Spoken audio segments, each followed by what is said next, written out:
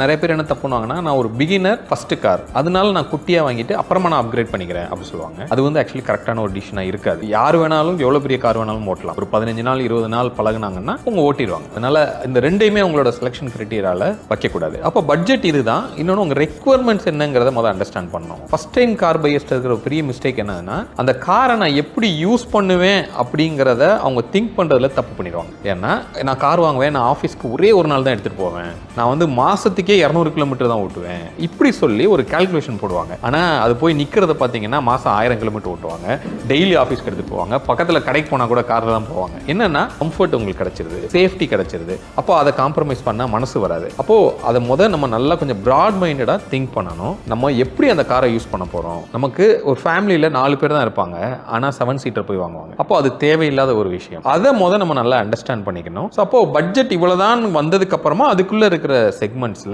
Power ட்ரெயினுக்கு priority கொடுத்து அவங்க வந்து டிசைட் பண்ணணும்னு நம்ம சொல்லலாம். ஏன்னா அப்பதான் அவங்க அப்கிரேட் பத்தி யோசிக்கிறத கொஞ்சம் தள்ளி போடுவாங்க. அப்படி ஃபீச்சர் ஓரியன்டா போனாங்கன்னா ரொம்ப சீக்கிரமா வந்து என்ன பண்ணுவாங்கன்னா அப்கிரேட் பண்றதுக்கு அவங்க சூழ்நிலைக்கு தள்ளப்படுவாங்க. அதனால பவர் ட்ரெயினுக்கு இம்பார்ட்டன்ஸ் கொடுத்து அந்த செக்மெண்ட்டை அவங்க செலக்ட் பண்ணலாம். இப்போ எனக்கு பட்ஜெட் ரொம்ப க்ரூக்டா தான் இருக்கு, எனக்கு வந்து ஒரு நல்ல கார் வேணும் அப்படின்னா இந்த பிரீமியம் ஹேட்ச்பேக் அப்படின்னு நம்ம சொல்றோம். உங்களுக்கு பிளஸ் என்னன்னா 4 மீட்டர் லென்த் கிடைச்சிருது. அப்போ ஒரு டீசெண்டா ஒரு பூட் ஸ்பேஸ் கிடைக்கும், டீசெண்டா ஒரு லெக் ரூம் வந்து கிடைக்கும். அப்படி இருக்கும்போது ஒரு என்ட்ரி லெவல் ஹேட்ச்பேக் உள்ள போறதுக்கு பதிலா இதுல போகும்போது கொஞ்சம் அவங்களுக்கு கம்ஃபர்டபுளா இருக்கும். அப்படி வரும்போது அகைன் பலினோ. அப்ப ஏன் மாருதி சுசுகி வந்து இன்னைக்கும் நம்பர் 1ல இருக்காங்க?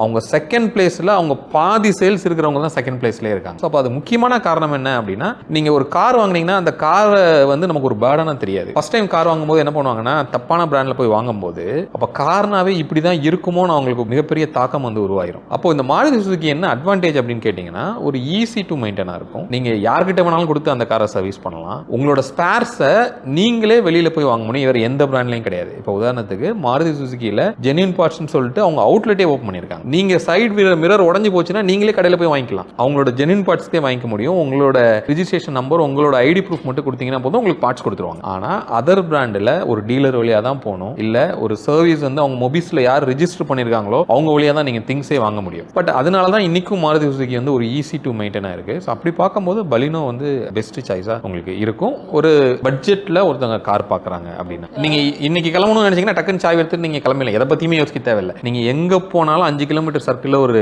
சர்வீஸ் சென்டர் உங்களுக்கு அவைலபிளா இருக்கும். யாரு வேணாலும் அந்த காரை ரெடி பண்ணலாம்.